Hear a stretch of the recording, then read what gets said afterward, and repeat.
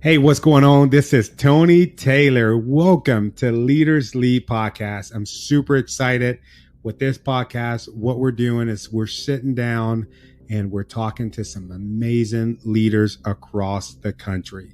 We're learning cool things about them. We're learning where did they get their leadership style from? How did they adapt that leadership style? What are they changing? What are some things that they need to work on? I want you to tune in to listen to Leaders Lead Podcast. Every single week, we're going to have new content for you. We're streaming on all the major platforms, so look out for Leaders Lead Podcast.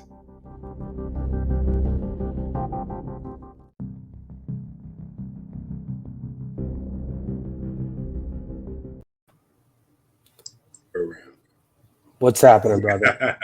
You ready to rock and roll, man? It's good. Oh, man. We are here. We are here. Right. So you've been busy this week. I've been busy this weekend. So a lot of people don't know what's going on. You've been doing a lot of stuff, and I've been pretty much picking up the rear to be able to share some LinkedIn Live so people can actually start seeing what we're doing. Plus, I'm being excited that, we're going to be participating in the 20th anniversary of 9/11. And we've shared those posts. So, we got a guest back here. This kid, I know his dad. I've known his parents over 50 years. We grew up together. Oh, yeah. So we got family in the building, huh? We got family. We got a success story for this kid. And this kid really has been able to do remarkable things because he's street smart, pretty much. Street smart to the max. So let's bring this kid in, brother. Hey, look, what's going on, Chris? Welcome to the show, brother. Mr. Tony Taylor, Hiram Figueroa. I appreciate you guys. Thank you for having me today. So Chris Rodriguez. I've heard a lot about you. Oh man, we're still doing that, man. It's like the first dance with us. We get ready to freaking dance. It's like, who's leading? Go ahead, man. I'll let you go. No, go ahead, brother. That's how we're doing. That's why we do stuff live, brother. Now we're at the light. You go, I go. All right. Yeah. Chris, dude, Hiram's told me, I don't want to blow your ears out. Hiram's told me a lot about you, man. He was pretty excited. He's like, man, you have got to check out this kid, Chris Rodriguez. And now I'm looking at you. You ain't a kid, man. You're a grown-ass man, right? Listen, well, I appreciate the respect, Hiram. Hiram is an OG from where I come from. We come from the mean streets of Southside Williamsburg. You Brooklyn, paid him. Before it was Hipsterville, USA. So, I then moved into Ridgewood, Queens, Bushwick, Brooklyn. So right up the L train, M train, that's the pipeline. That's where I'm from. Really appreciate that upbringing, and a real core piece of why I think how I think, and the grind, all of the above, man. So grateful to be here. Thanks for having me.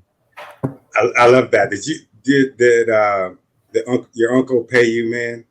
We can call him your uncle, right? Yeah. He might as well be. You might as well be. Yeah. No. He paid you. Look, man, we already got some. We got some people in the building. Go ahead. I'm sorry. Yeah. No. I've definitely shared with a lot of my crew. Look, the bottom line is, I'm not an accolades, fancy schmancy, any of the above. I keep my head down and I get it. And just really grateful that you guys think enough of my story. I'm just living it day to day. And, I'm happy to talk shop, happy to share whatever there is to share. All right. So we're ready, brother. You ready? Indeed. Okay. All right, man. So here we go. Today we're speaking with Chris Rodriguez. Chris Rodriguez is an 18-year marketing veteran with a passion for driven and growth and tangible results and branding, and with helping entrepreneurs. He has helped over 30 startup companies over his tenure. He's been able to generate brand awareness, web trafficking, sign up downloads, and most importantly, customer reviews and revenue.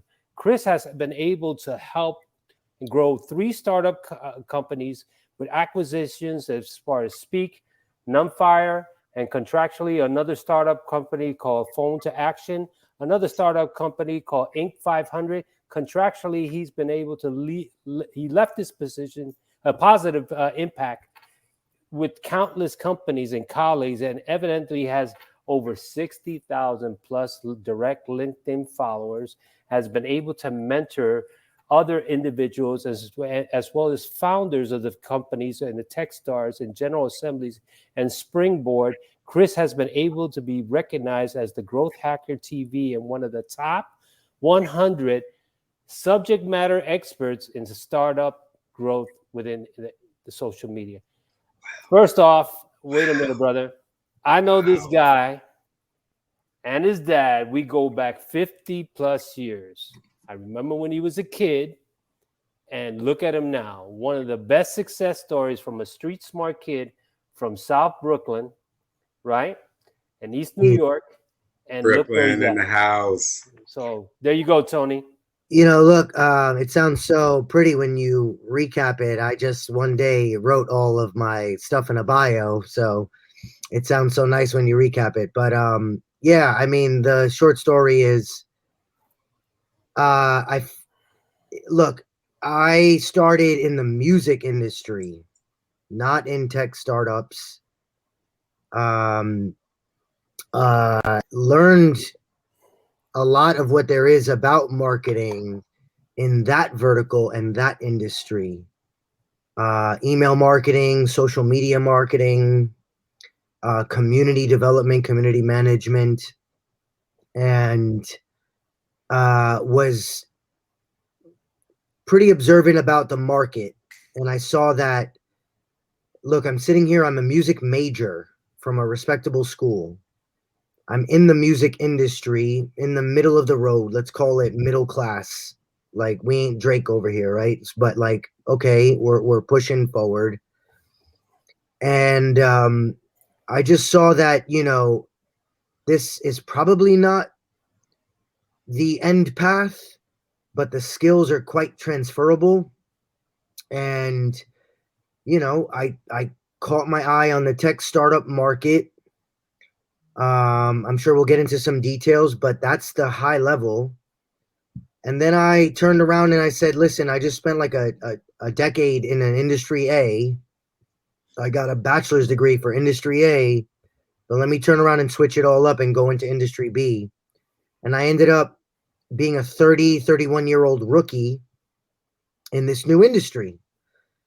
I'll say that in and of itself, no matter what happened after, is challenging to do. I learned in hindsight. At the moment, it made sense in my mind.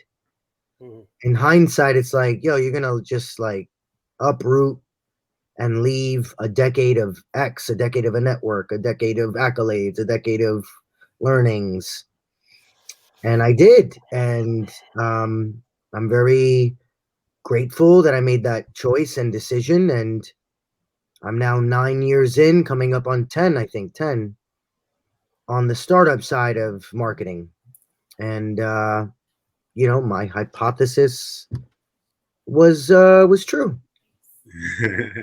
Don't you love that? Don't you love when it all works out, when you're just like, damn, man, I was right. I'm glad that you believed in yourself, and I'm glad that we got you on the show, because there's a lot of younger folks that I'm connected with. They ask me all the time. I'm getting messages, hey man, I want to change careers, and I see that you've did it a couple of times, and they're always asking me questions like, am I a quitter and am I this? But I like how you said that, man. You said it so eloquently that you just put your head down and got it, man. I love that. I want to applaud you for that. What was going on in your head, man, when you decided to make that shift? Well, there were a couple of experiences that I had that were monetization based, and I didn't like the way that the unit economics were falling for a person on the business side of the music industry. You get a piece of a piece. And when you get a piece of a piece, And like I alluded to, we're talking the middle class of that level. So you're getting a piece of a piece of a piece. I just felt that I was personally, selfishly capable of more. And, started to look at the board that way and saw that, hey, listen, I could be the same dude doing the same stuff, talking the same talk, and yet make 2x, 3x, 4x more. This doesn't really make sense in my head. It doesn't compute. And the other part was that I was essentially living two lives. I had a full-time gig, and then I almost put the joke is like I put my bat suit on and I did the nightlife, right? There's a 9 to 5, and then there's a 5 p.m. to 9 a.m. And that's a tough life, to be living two gigs and only be really monetizing one of them. I was about it for a decade, but, logic reigns. So I decided to make the move. And like I said, glad that I did, for sure. Good on you, man. So good look, on brother, you. Yeah. So a lot of people don't understand that you just fell in love with this process because you had a passion, had a vision during the times of your upbringing that we know we come from that same environment. It brought you to a place of being clear and concise of what you wanted to do, while everybody else was being, finding themselves and driving the freeway of average. You went opposite. You played offense. You decided to do something. You kind of disappeared and more or less became who you are. Can you just more or less unpack that, Chris? When was the defining moment when you saw something and you started to go opposite versus the rest of the people? Yeah, well, I think for me, like I mentioned, the look at the bottom line is the money, the monetization part was a key driver. Let me be clear. There's no cerebral answer I could give that cannibalizes that. So let's be clear on that. Now, aside from that, I actually started to dig into things at the time that were cutting edge on the tech side. Specifically, I started to dig into APIs. API stands for Application Programming Interface, but simply put, it is basically plugging system A into system B, integrations. And I started to get really passionate about the idea that, wait a second, so I could actually connect this entire separate system A with this entire separate system B through they've already pre-created the connection. And that at the time, I want to say 2010, 2011, was still on the cutting edge. Now it's old school. But at the time, I was so passionate about that concept. And I started to dig into companies that were in that space. And it ended up that my first startup company that I joined was actually a player in that space. So it all kind of came together, but that was really how I first started to dig in. And I started to understand wait a second, these are, I don't mean to downplay any, startup success story at all. I'm trying to be these people. Let me be clear. But these are average Joes like you and me that just went after it, that had a plan, that understood that the X step process. And here we are. And I'm over here researching this thing on a website. And that was just very impressive to me. And so I started, that was the hook, man. That was the hook. And I just started to dig in from there. So with that being said there, when did you decided to make it a plunge? Because you kind of checked out from the city and you started branching out and started personally developing yourself. Yeah. And that part you've been, like you stated before, you had two gigs. You were pretty much a nightlife. You were finding yourself. You were developing yourself. I'm sure that while you were doing that, somewhere along the line, you were reflecting on where you're at today. But Sure. especially, you were looking at yourself. When was the defining moment when you were so clear that you said, I got to get this done based on the skill set that you have? Yeah, I think I started to, I like to think of things in micro and macro. all the time. So the micro is in the moment, in the next 3, 6, 12 months. And the macro is sure 2, 3, 5 years, perhaps 10 years. And once I started to have those plans and they didn't really feel, I want to say like they didn't feel like they were the maximum version of me. At that point, no matter the details, I was like, all right, so what could that possibly be? And then you start to ponder, you're involved in your projects.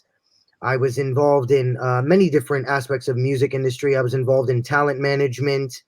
I was involved in event promotions, also digital marketing promotions. At the time, I want to say, I mean, it's not like I was the first dude to do email blasts, but I was certainly relatively early stage in sort of the up and coming music industry as it relates to like digital marketing.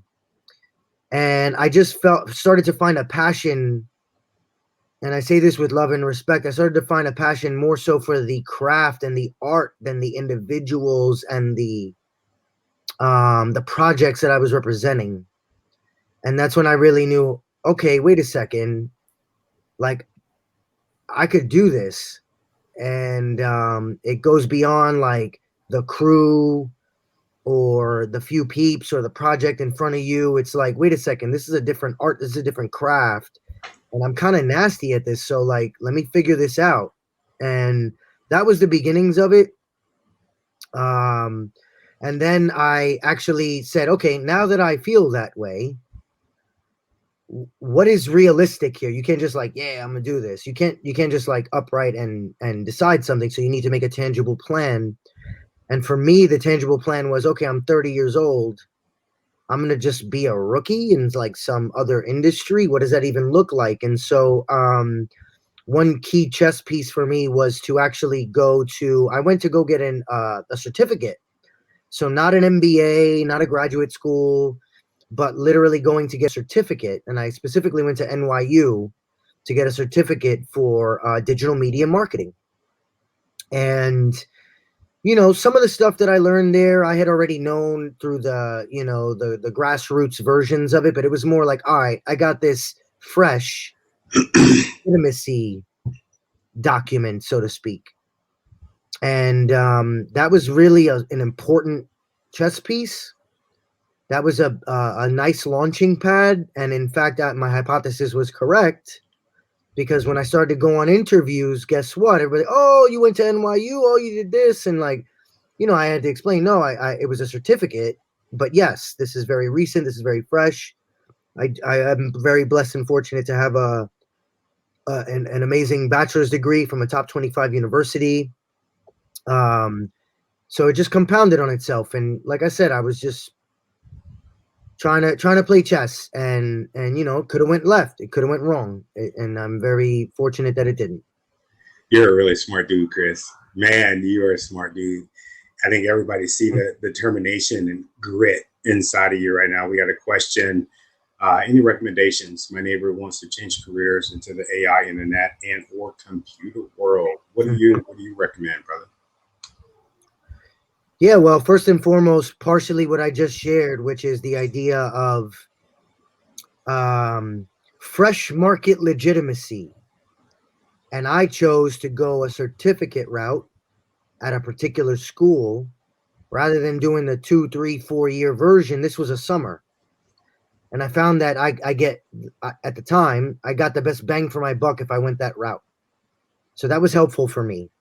Nowadays, and for many years now, they have similar options, but it doesn't have to be university based. They have things like General Assembly and other types of sort of trade like programs where you can say, you know what, I want to be a digital marketer, or I want to be a web developer. And I'm at zero today as I say this statement, but let me go manifest this by joining this, this course. Let me, study this for 2, 3, 6 months. And they actually have, they're almost like incubators where they already have relationships with companies like startups. Frankly, let's call it what it is. If I'm on the other side, right, and I'm a startup owner, I'm looking for hungry, scrappy, trying to get after it people. The young Chris Rodriguez is. Well, let's be honest, and who might actually be more cost effective, right? So long as you are thinking that way, I'm gonna come in cost effective. So Chris, so let me ask you this, right? You started and everything else. How did you find yourself on LinkedIn? And let's unpack that. You find yourself, you're transitioning. We know your history. We're like family in a sense, not because we're just family, but because you have a specific skill set that today a lot of individuals are in high demand.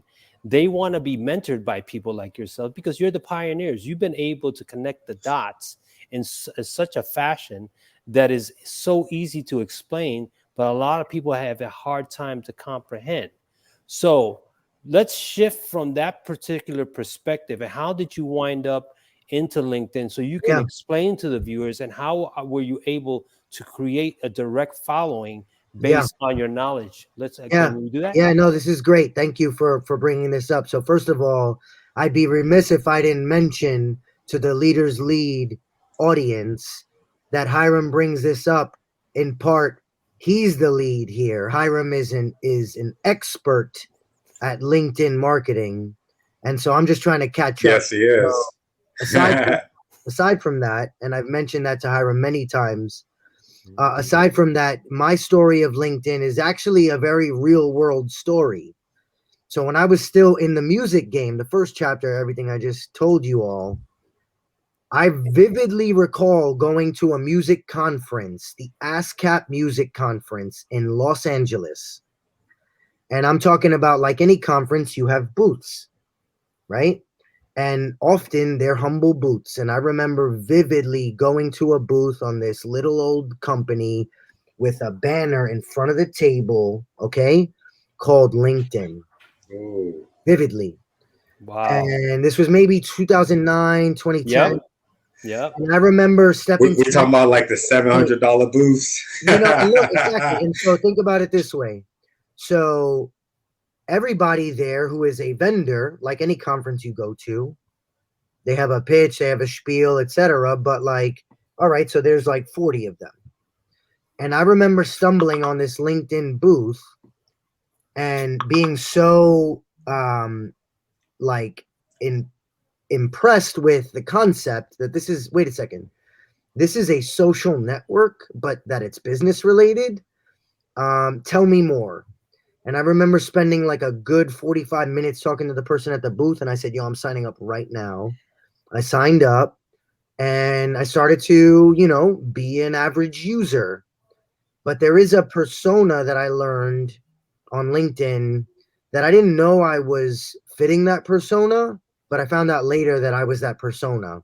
And the acronym is a LION, LION, LinkedIn Open Networker, which specifically means what it sounds like, which is people have different styles to how they network.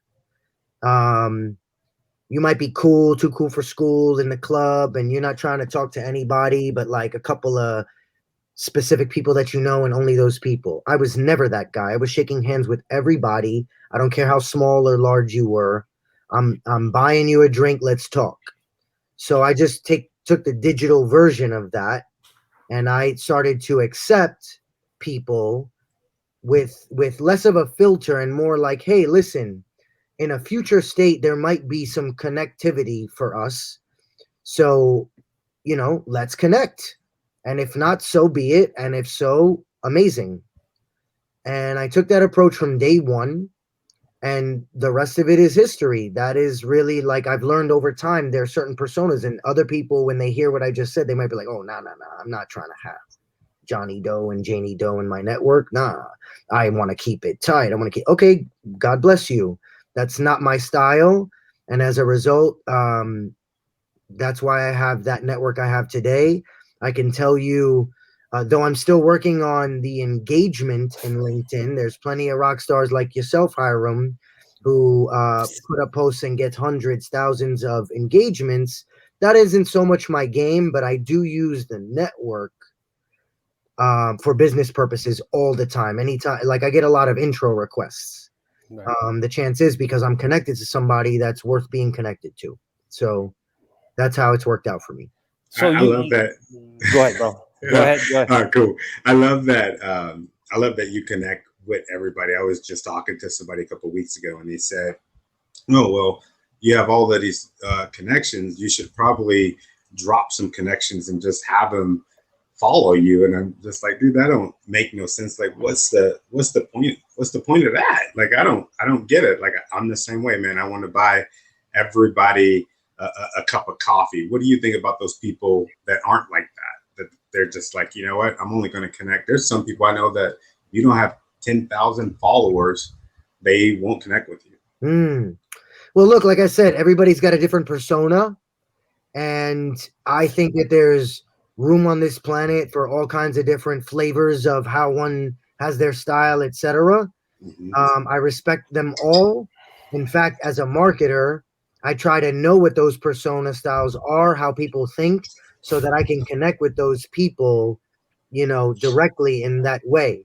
That said, I obviously have my own style, and it has pros and cons too. Like, look, let me be clear. I get a lot of spam in my inbox from the percentage of people that, let's say, haven't proven their worth or haven't curated a message that is worth replying to. And guess what? That's part of the game. Before I even joined tech startups, as I alluded to, when I was in digital marketing for the music industry, I had an email blast list that had tens of thousands of people.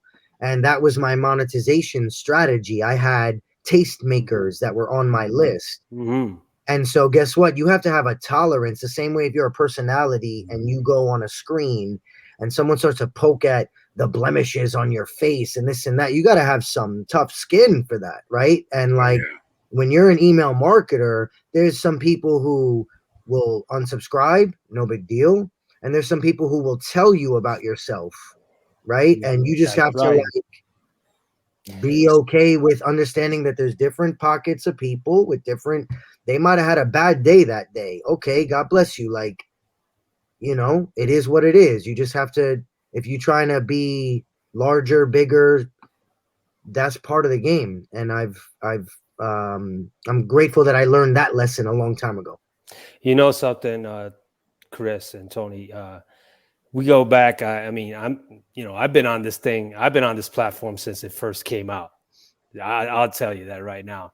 But that's 2 days after they had the booth. Right.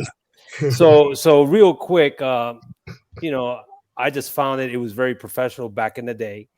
And I noticed that it was so professional, I didn't see a lot of veterans. So that time I was still working for the VA, but I was doing advocacy for the veterans. And I said, hey, man, why don't I do something different as far as advocating for veterans and veterans' rights and posting real situations? To your point, Chris, yes, I've gotten a lot of engagement. Don't ask me how that's happened. It just took a life of its own. Like you stated, I think everybody has your niche. Tony has a niche, you have a niche, and I have a niche. I've been able to, especially, I can honestly tell you, during the pandemic, where everybody was being Zoom babies and freaking social media babies, they were just Zoom babies. They were just they were just screaming on there because they've lost a sense of reality of touching. So the only sense of communication was going on LinkedIn. If I can't go outside, let me see what's going on. Then you start seeing the people that really don't understand the value of this platform, because we all know as professionals, this is our digital business card. And people really don't understand that now, since we evolved from that, is that we take it seriously. And this is one of the most serious platforms as far as networking, business marketing, creating a circle of influence, being an influence, and finally monetizing the worth and the niche that you really bring, because then you become a subject matter expert. For Tony and myself, we've been able to collaborate, and I was surprised that, we talked about it, Chris. I've had like 2-3 posts. They've got 3.5 million, 4.1 million. Unbelievable. But the thing about it is I don't yearn for that. It was just more or less to be able to bring that. Now you're starting to see a culture right after you, Chris, and between Tony and myself, that are wanting to get into this type of in the game, but they're trying to take shortcuts. And us as pioneers, and you especially a subject matter expert, there's a science to that. Mm-hmm. There's a system to that. Mm-hmm. And people want to be able to say, how can I create this much following? I've seen people with 1 or 2 million followers. I go, how the hell you do that? Mm-hmm. And they do that. But now, as we're going more into technology, the artificial intelligence, people are more focused on social media now than they were last year, 5 years ago. Wouldn't you agree? Yes. And you know what? I want to address one of the things that you just highlighted. You had said the business card. It's like the new digital business card, or I would extend it to say the resume, obviously, right? Right. And one thing, a couple things is my user behavior changed. What was once working really hard to format a Microsoft Word document, save it as a PDF, say you're interviewing and you send this attachment doc, I stopped that behavior a long time ago. And instead, I went against the grain and said, you know what? Go to my LinkedIn. LinkedIn.com/IN/ChrisXL. Go to my LinkedIn. And if you go to my LinkedIn, you'll not only see the same stuff you would have seen on this Microsoft Word document anyway, but you'll also see a little bit of, I don't know, like a little bit more substance to that context. Not to mention the fact that one tactic that I used, I don't want to say like intentionally, like it's sinister, but I have proactively throughout my career asked anyone who I've done good work with or done right by if they can say some good words on my LinkedIn. If not, no harm, no foul. I'm not taking it personally. Much love. But in the event that they have 10 seconds, I would be very grateful. And in fact, that has manifested that positive energy and the work ethic. I only realized after time, because I was just rolling.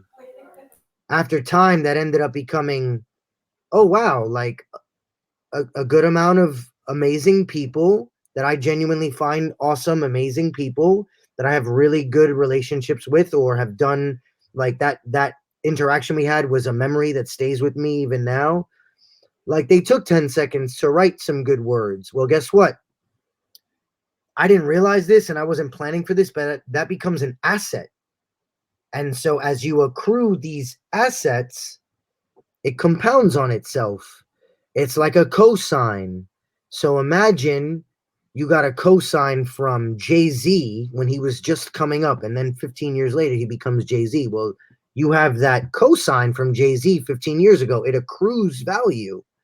And I didn't plan for that, but once it started to manifest, it became so obvious and logical that I was like, all right, well, A, I'm grateful that I took that approach, and B, I think that's an okay ask.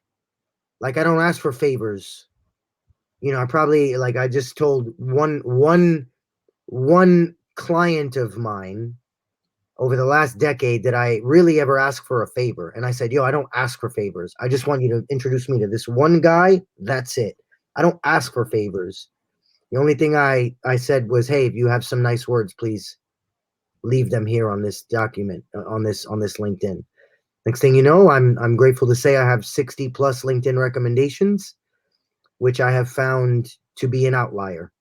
So, yeah. Wow, that's really cool, man. I think I got a couple on mine. I've written a bunch, but I think I only got a couple. That's cool that you started collecting them. I was looking at yours. Looked like you got one from Mark Zuckerberg. Yeah, right. Oh man, no, that's cool. Do you ever get trolled on LinkedIn? Do I? One more time? Do you ever get trolled on LinkedIn? I'm not popular enough to get trolled on LinkedIn. That's Hiram problems. But I'm sure if I if I ever go viral with a post, I'm very prepared for the percentages. Yeah. To say for every 3, 4, 5 people that'll be like, great job. I was like, you're corny. And you just got to be built for that. That's dope. That's dope. Do you, do a lot of your business, does it come off of LinkedIn? Yes. And also, the two things that have been very promising for my business, my lead generation, most certainly LinkedIn. For the reasons I mentioned before, you see my resume, you might do a search for a certain keyword. Like I offer the service of SEO for websites for clients, but let me be clear, platforms, be it YouTube, be it LinkedIn, have their own SEO, which is always the same rule. If you are optimized for certain keywords, you're going to get more traffic than a person who is not optimized for those keywords, than a piece of content that's not optimized for those keywords. That makes sense. And so initially I was just documenting things I've done. I then learned, oh wait, people are searching for these things that you've done, and you come up in these searches. So you're getting a lot of impressions, and I have certainly gotten a good chunk of cold outreach from that. And, similar to the lion LinkedIn over open networker mentality, I also keep my calendar open. So I take calls. And, occasionally I'll have like, all right, great, nice to meet you, peace out. If you ever need anything, holler. But like, okay, that was a half an hour. Versus, more often than not, a promising call, a promising outreach. So I keep my calendar open. And another thing I'm very grateful to say, the ultimate channel, and I'm the dude who like works on these digital channels. The ultimate channel is word of mouth and referrals, which is obviously particularly difficult to get. And what I'll say is, anybody who knows me knows that I'm not talking fluff here. I'm not trying to sound cool. I keep my head down. I get it done. I pull up. We got results, rinse and repeat. Here we go. That mentality, I'm grateful to say, has lent itself to a lot of word of mouth and referrals. That wasn't the plan, but it has lent itself that way. I love it. Damn, yeah. I love it. Yeah. Where did Hiram go? So look, brother, a lot of people want to know, they have this persona that it's so hard to do these specific tasks, right? And you just broke it down to a science, how to monetize, how things go viral, and what is it that you do as you have an open platform to virally shake hands with other people to create a following where everybody is still brand new in social media. And the reason we're on this topic with Tony and Chris is because a lot of people I'm seeing rapidly within the last 18 months are jumping on LinkedIn, they're jumping on social media, and they have a certain expectation. Then they do the comparisons where, hey, why are you putting Facebook content on LinkedIn? And then I go, so define the process of that. And then they go, when Tony and me were doing podcasts, remember the last podcast, Tony, we did, we had trolls and they were wanting to shut us down because of that. So we have a lot of resistance, but the biggest thing that people don't know is the education factor that you bring to the table, especially from your perspective, from a younger perspective, that you can educate not only the younger generation, your generation, but people from my generation, the baby boomers, because they are struggling to be able to create a content and be accepted in the social media society from a business standpoint, from a content and a personal standpoint. And I think that the major thing that's going on, there's a disconnect from that. And people don't understand until you pour into yourself and create a digital business card, a digital resume, and that has content, and people take a second look, as you stated, they look at the searches and they reach out to you. What do you guys think about that? Yeah, let me run with that one because the context, as the audience most likely caught on to, in part, is that I know Hiram from the generation above me, meaning my father's sort of generation, crew, etc. And the story I'm about to share is specifically about my father. And so my father had a little bit of, desires in the same direction that you just shared, Hiram, which is to say, okay, I need to optimize my digital game. I know what I don't know. How do I go about this? I've done these things, but I'm trying to go in this other direction. How do I make it work? And so the simple answer is I took my SEO skills, which is the same that I did for my own profile, and I said, listen, let's actually do like a little bit of a workshop. So you've done A and B and C topically. But what matters is not that you've done these things, but how people reference those things, meaning the actual words that they use.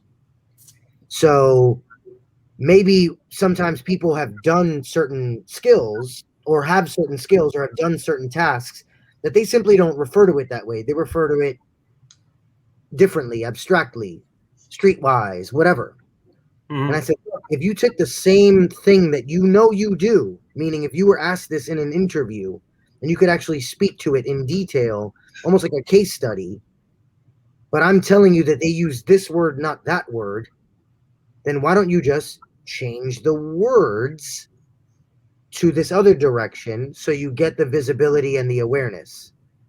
Further, it's a little bit of a mental switch where now you're going to have to start thinking of yourself that way. You should think of yourself this way, and you're the same dude. You ain't lying. You've done these things, but now you need to talk about yourself in this way. Same guy, same details, but now you're over here. And like anything, new behaviors require like a little bit of onboarding, a little bit of practice, a little bit of bumpiness. But eventually, he started to reference himself with the case studies in mind, with the LinkedIn profile type for this other direction. And nothing was fallacy, nothing was a lie, nothing was exaggerated. It was just thinking of yourself differently and positioning yourself with the rules of this game in front of you. And next thing you know, guess what? His inbound went up, his job offers went up, his interview opportunities went up. He started to use his LinkedIn profile rather than the traditional, document style. And he now has a very promising career in this other direction, which had always been, he just didn't categorize himself that way, nor position himself in the market that way. Wow. So that was a very important thing that I spent some time with my father on. And beyond my father or not, it's to your point of, there's generational gaps.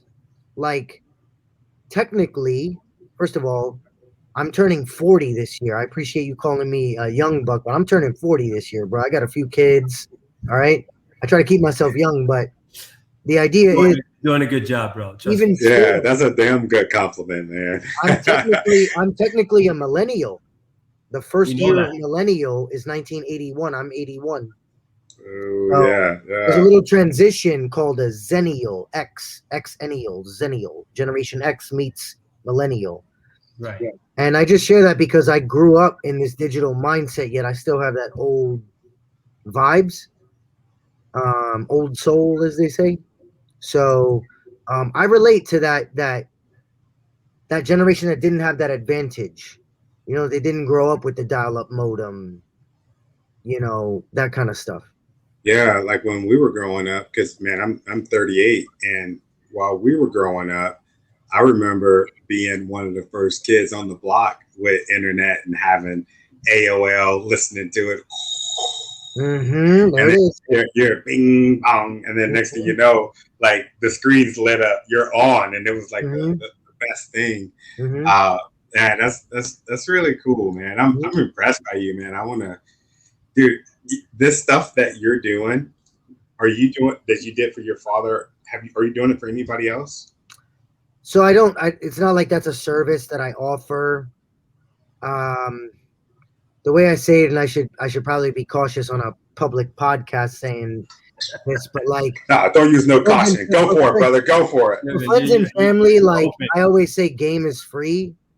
If you can't tell, I like to chat about stuff, my craft, tell war stories. So, for friends and family, game is free. So I do that, and I actually invest my heart in that.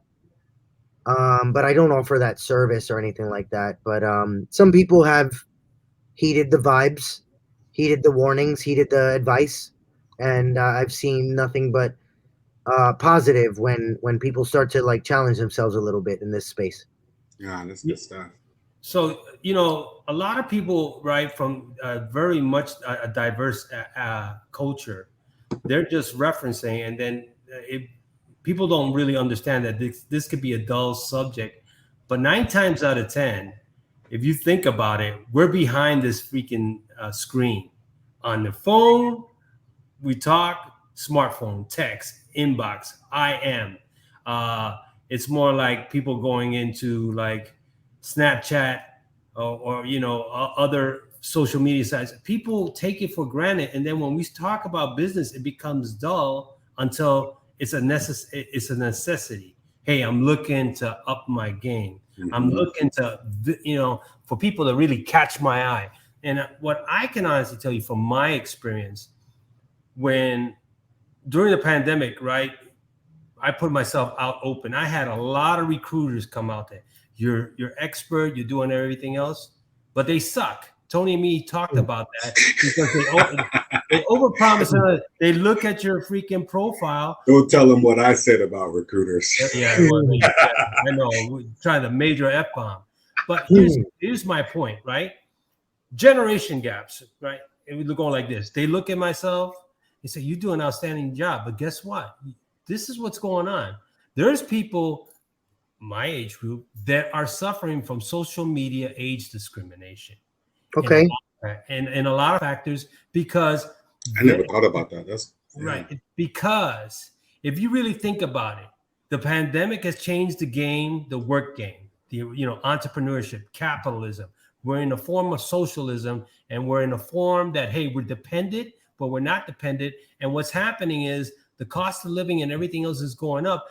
But people are still young enough to work, but they don't have the specific social media marketing skills to market themselves, just as you stated to your dad, to be able to have the opportunity to close a business deal, because everything is so cyber, so neutral, so bland, and they're not having a physical engagement. What do you say about that, Chris? Yeah, look, I think part of it is willingness. And what I mean by that is to say, like anybody, if you have X number of years doing a thing, whatever the thing is, and someone tells you, hey, why don't you try a different way to approach this thing? Many people are not ready and willing to address change. I have found myself to be, and I don't say this with pride, but I have found myself to be particularly unique, that I'm so willing to take risks and so willing to make change.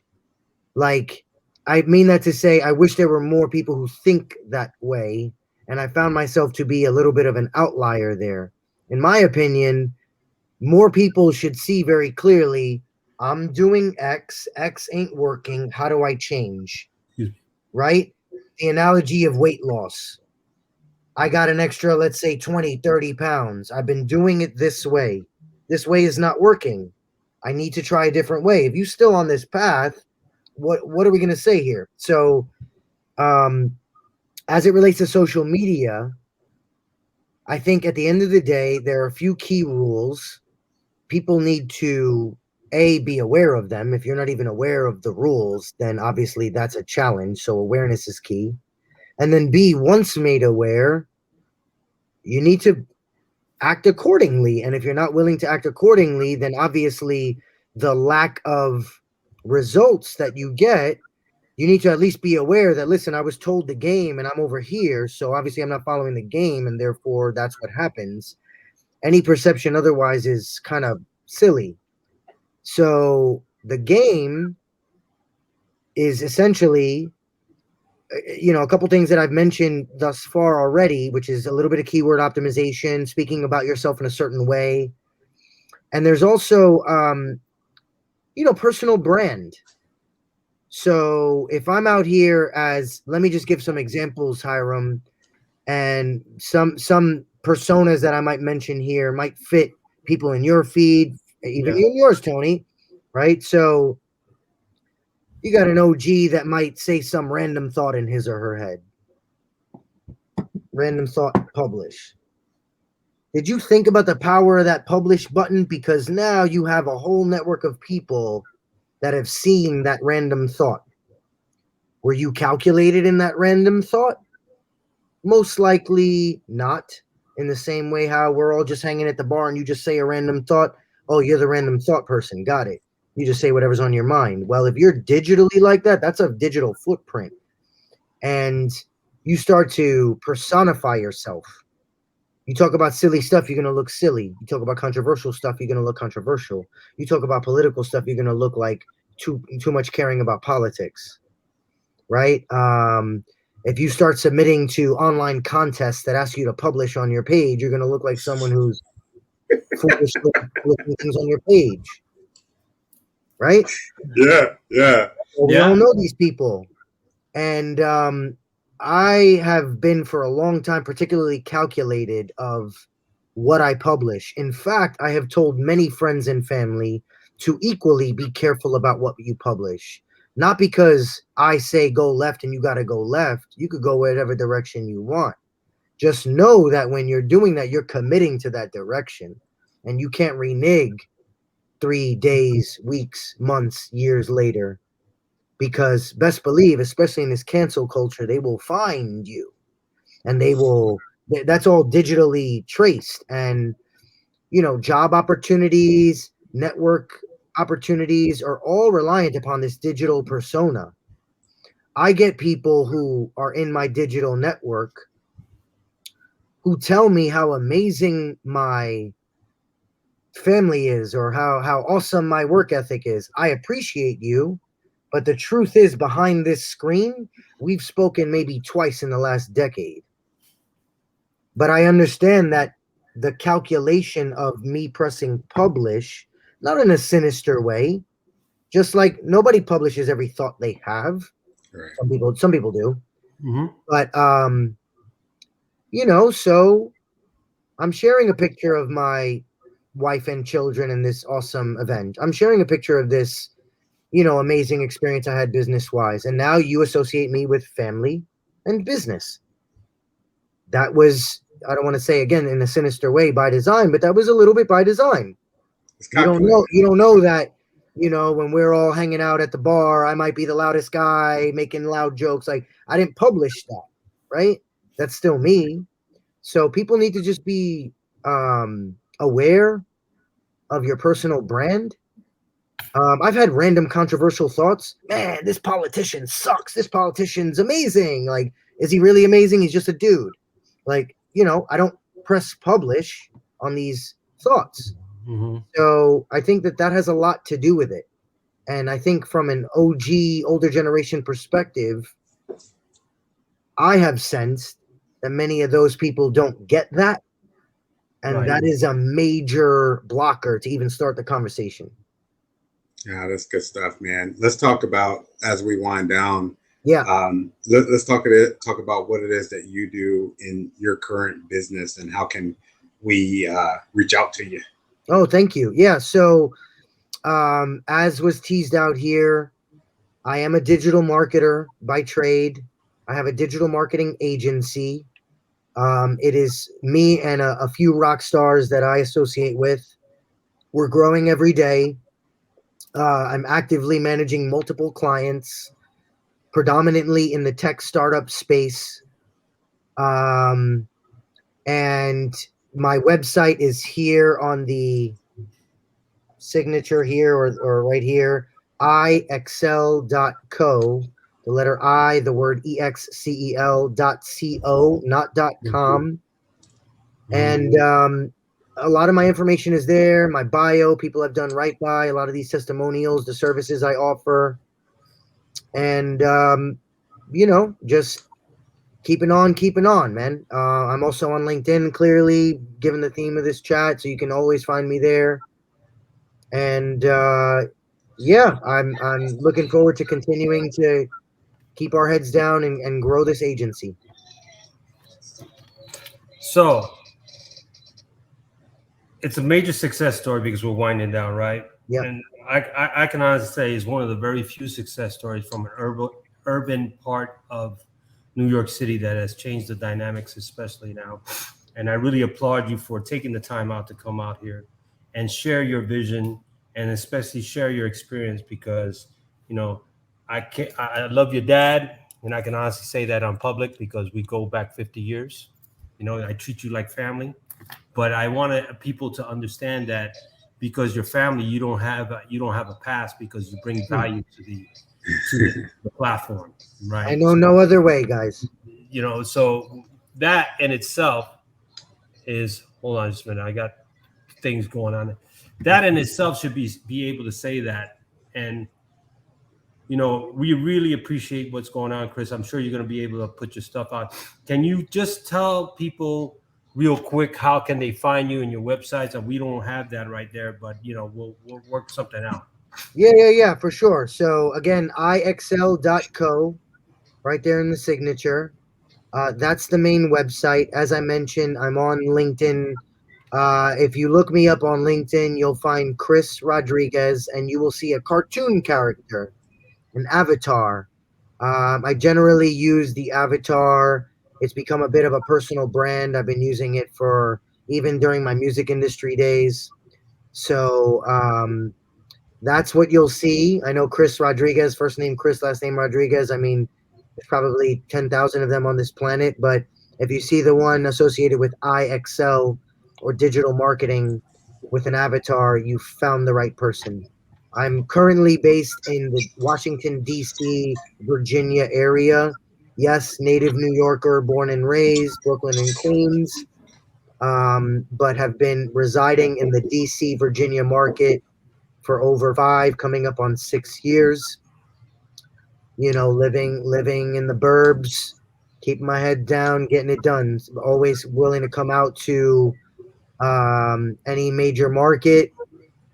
Literally just came back half an hour ago from an on-site with a client in the greater New York City area. So I'm around, man. I'm a Northeast dude. I'm around. So real quick, if you had an opportunity now that you're 40 years old, right? Had to go like this. What would you say to the younger version of Chris real quick? I always have that last closing comment before Tony comes up with his. Yeah. Thank you for that, because I'm looking for that younger version of Chris every day of my life. So honestly, I was so focused on paying my dues because I understood the long haul, and I have been unfortunately a little bit disappointed with the total number of people that I speak to and how what I just said that felt so obvious to me doesn't connect. And to the younger version of myself, so to speak, or people who are trying to do that, I would say create your plan and make it a realistic one. A 1 year, 5 year, 10-year plan. Understand that every chat and every move you make has a space in that 1 year, 5 year, 10-year plan. If it only makes sense for your 1 year and you feeling good about the instant gratification, but it actually doesn't make sense for your 5 or your 10, that's a choice you're making. I never moved that way. And so the younger version of me, or anyone trying to see this particular type of path, every move you make, every word you say, almost, you have to be thinking like, how's that going to benefit me over here? So that's what I would say there. Oh, awesome. Beautiful. So when it's all said and done, right? You're done working, you're done parenting, like you're in the ground. What would you want us to think about you? Like, what do you want your legacy to be? Tough. Well, ideally, in a future state, I will have made some sort of level such that I can make some real decisions that I really hold true to my heart. That would be the real answer to what you just asked. Like, I have some weird visions that I'd like to impact some social issues that I deem to be important enough to care about. I'm a diehard sports fan, so a guy that I pretty much swear by, Gary Vaynerchuk. He's also a diehard sports fan. He wants to buy the Jets. I mean, hell, I'd like to buy the Knicks off of James Dolan. So I got a lot of work ahead of me to even make that sentence half of a real one. But in terms of like today, the real Chris, I hope that everybody that I come across just feels like they had a very real, transparent, genuine experience with me, whether it was obviously I hope for them to be mostly good ones, but even if it was a bad one, I'm aware of those things. I lose sleep over them. I try to fix them. And so I just hope that people feel like I was a real dude who did right. That's just how I try to move. I feel that way, brother. Man, dude, this has been really good. I love the man that you are, man, and I can see why Haram recommended you with so much praise, dude. It's been a freaking honor. Oh my God, it's been an honor. Thank you, Tony. I appreciate you guys thinking of me this way and having me. Happy to contribute back to the ecosystem any way I can, man. Your dad would not even have an idea how much of an impact you have, brother. Oh, stop it. No, I talk to that guy more than I talk to most people in total. So what would you say to your dad after this? What would you say to your dad? So you get what I'm saying? We grew up. Yeah. This is important, Tony, because this is something where our generation has a different mindset of everything else. You're going to talk to your dad and you have this conversation. What's the experience you're going to share with him on that? Yeah, look, I'll be honest with you. Yeah. The tone that I have with you guys here, the stories I'm sharing, this ain't nothing new for me. I talk this talk all the time. And frankly, dad of all people has my ear mostly. So and vice versa, right? I'm talking his ear off all the time. So all I could say is that, hey, listen, can you imagine that I was just being myself and like it added value to a room of people? That's pretty cool. That's it. This is me every day. I see my mom leaving a little chat there. Mommy, I love you. That's amazing. It's good to see her, man. Tell her I'm proud of her, and it's for our culture, Tony, as far as diverse and being from the Puerto Rican culture, it's very important to uplift our own kind, especially when they're doing something. People don't understand the strong sense of diversity, and they need to understand that now American society has changed where the diversity is the majority and has changed so much that people need to take notice of what's going on. So I'm proud of you, Chris and Madeline. Thank you for popping out a top line guy. I like that. That's the quote of the show. Popping out a top line guy. Top line guy. I love it. Appreciate you. Thanks for being on. Hang out a second. And then, yeah, man. That was good, Haram. All right, brother. Hold on just a minute, brother. I think we got, last time I checked, it was 600 views in that hour. So and that's good stuff. That's good stuff, man. Chris is really good, man. You're absolutely right. Absolutely right. He's a success story, bro. He comes from the hood like I do, where a lot of drug addicts, alcoholics, the dope fiends, they on heroin and methadone and everything else. He operates in a 100+ mentality, even from childhood. Wow. Yeah. I can see that. Madeline, you raised an amazing young man. I can see that. That's cool, man. I mean, I'm proud to say that this kid, man, he's a staple of where we come from. We come from the same environment, but people don't get it as far as, wow, what is going on? So you can bring his ass back in, man. You should be proud. You should be proud. Look like they're going to kick us out, brother. Well, right, we're getting ready to end the broadcast. Right. So until next time, Leaders Lead the podcast every Friday at 1700 Pacific Standard Time. That's 5 p.m. for your civilians. What about your show, brother? Yeah. Oh, so real quick, created LinkedIn Live, LinkedIn Perspective. So what you're not be able to do, I'll be bringing LinkedIn Perspective for a lot of people, and I'm going to surprise your ass. I'm just going to call it out. That's how I love it. I love it. Nina said amazing. All right. Until next time. Yeah.